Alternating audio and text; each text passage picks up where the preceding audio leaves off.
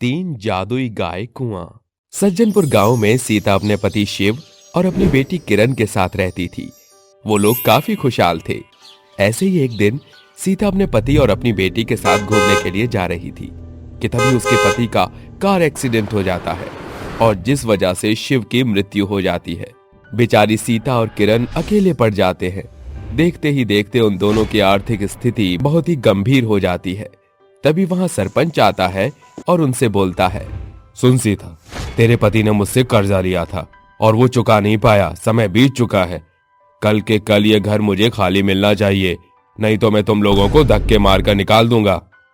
इतना कहकर सरपंच वहां से चला जाता है और सीता अपने घर की खराब स्थिति देख भगवान की मूर्ति के सामने खड़ी होती है और दोनों हाथ जोड़कर रोते हुए बोलती है, हे भगवान, पता नहीं क्या हो रहा है। आखिरकार मेरा सब कुछ बर्बाद हो गया। मेरे पास अब इतने भी पैसे नहीं हैं कि मैं अपनी बेटी किरण का पालन पोषण कर सकूं। इससे तो अच्छा है कि मैं किरण के साथ साथ खुद ही मर जाऊं।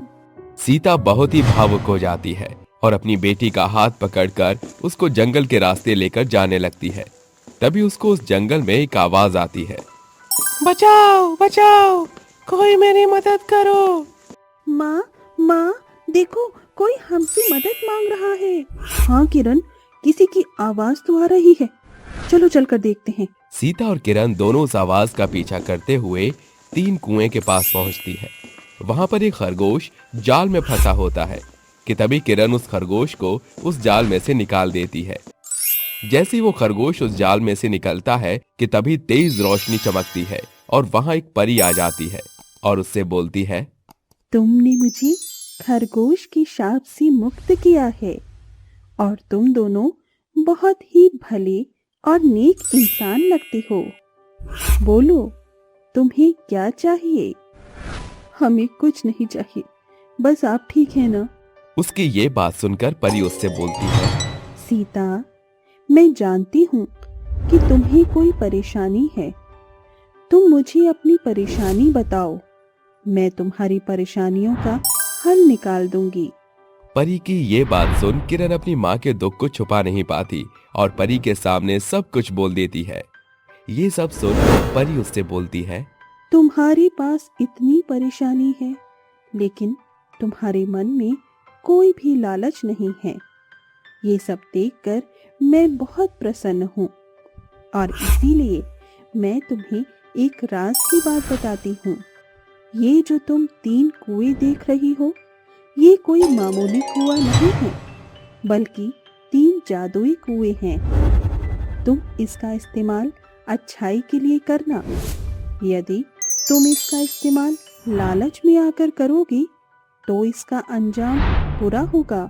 इतना कहकर परी वहां से चली जाती है कि तभी किरण अपनी माँ सीता से बोलती है, माँ, ये देखने में तो कोई मामूली सा कुआं लगता है। ये जादुई कुआं है भला, हम कैसे माने? पता नहीं बेटा, अब तो हमारी भगवान ही मदद करेगा। माँ, क्यों ना हम इस जादुई कुएं को एक बार आजमा कर देखें। हे जादुई कुएं, हमारे पास खाने और पीने को कुछ भी नहीं है और मुझे बहुत ही भूख लग रही है। हमें कुछ खाने के लिए दे दो। इतना कहते ही एक कुआं बहुत तेज चमकता है। चमकते हुए वो कुआं पूरा सोने का हो जाता है और उसमें से एक गाय निकलती है। वो गाय कोई मामूली गाय नहीं, बल्कि एक सोने की चमकती हुई गाय थी। वो अपने मुंह से खाना निकाल कर देती है और दोबारा गायब हो जाती है। ये देखकर सीता हैरान हो जाती है और वो जादू एक बार फिर आजमा कर देखने के लिए कुएं से बोलती है, हे जादुई कुआं, हम बहुत गरीब हैं। हमारे पास रहने को घर भी नहीं है। मेरे पास जो भी एक घर था वो उस सरपंच ने ले लिया। मुझे उसका कर्जा चुकाना है। सीता के इतना कहते ही वो तीनों कुएं बहुत तेज चमकते हैं और पहले तो वो पहला कुआं सोने का बनता है। फिर उस कुएं में से एक सोने की गाय बाहर आती है। उसके बाहर आते ही वो सोने की गाय अपने मुंह से सोने के बिस्किट निकालना शुरू कर देती है। वहीं दूसरी तरफ वो पीछे से सोने का गोबर निकालती है। वहीं दूसरी तरफ दूसरे हीरे के कुएं में तेज रोशनी के साथ दूसरी गाय निकलती है, जो कि हीरे की गाय होती है। और वो गाय अपने मुंह से हीरे निकालना शुरू करती है और पीछे से हीरे का गोबर निकालना शुरू कर देती है। और तभी तीसरा कुआं भी ऐसे ही तेज रोशनी के साथ चमकता है और 2000 के नोटों वाले कुएं में बदल जाता है। और फिर उसमें से भी 2000 के नोटों वाली गाय निकलती है और 2000 के नोट मुंह से निकालने लगती है। वहीं पीछे से वो 2000 के नोटों का गोबर निकालकर कुएं से बाहर गिराने लगती है। ये सब देख सीता उससे पूछती है, हे जादुई कुएं की गाय, ये चमत्कार कैसे संभव हो रहा है? ये तो एक मामूली सा कुआं था, तो फिर इसमें इतने जादू कैसे हो सकते हैं? ये बातें सुन उससे जादुई सोने की गाय बोलती है, सीता, तुम एक नेक इंसान हो और तुम्हारी इस ईमानदारी को देख साथ ही तुमने मेरी परी को भी आजाद करवाया है। इसीलिए ये वरदान सिर्फ और सिर्फ तुम्हें मिला है।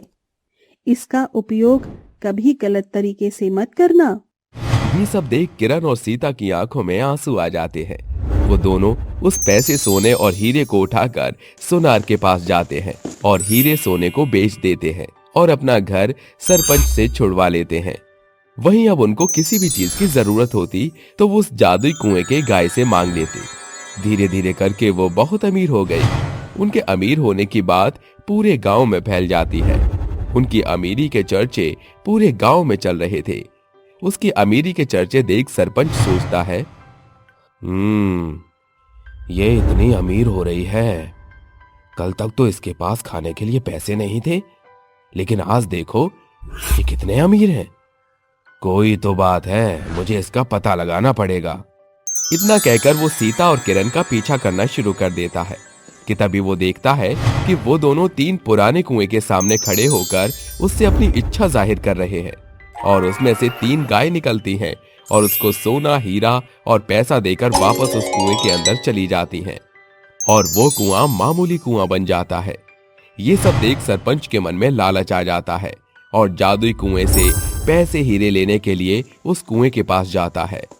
और जैसे ही अपनी इच्छा जाहिर करता है कि तभी उस हीरे वाले कुएं में से एक तेज रोशनी निकलती है। साथ ही उन दोनों कुएं में से रोशनी निकलती है और उनमें से 3 गाय निकलती हैं। उन 3 गाय को देखकर सरपंच बोलता है, अच्छा, तो इन लोगों के अमीर बनने का राज ये है, मुझे बहुत सारा सोना, पैसा और हीरा चाहिए। उसका ये लालच देख जादुई गाय उस सरपंच से बोलती है, तुम बहुत लालची हो, इसीलिए तुम्हें इसकी सजा जरूर मिलेगी। गाय के इतना कहते ही वो जादुई गाय अपनी पूंछ से उसको बांध लेती है और उस कुएं में उसको गिरा देती है और सरपंच की मौत हो जाती है। वहीं दूसरी तरफ किरण और सीता जादुई कुएं गाय के जादू से पैसे और हीरे लेकर अपनी तरह गरीब गांव वालों की मदद किया करते और खुशी से रहने लगे।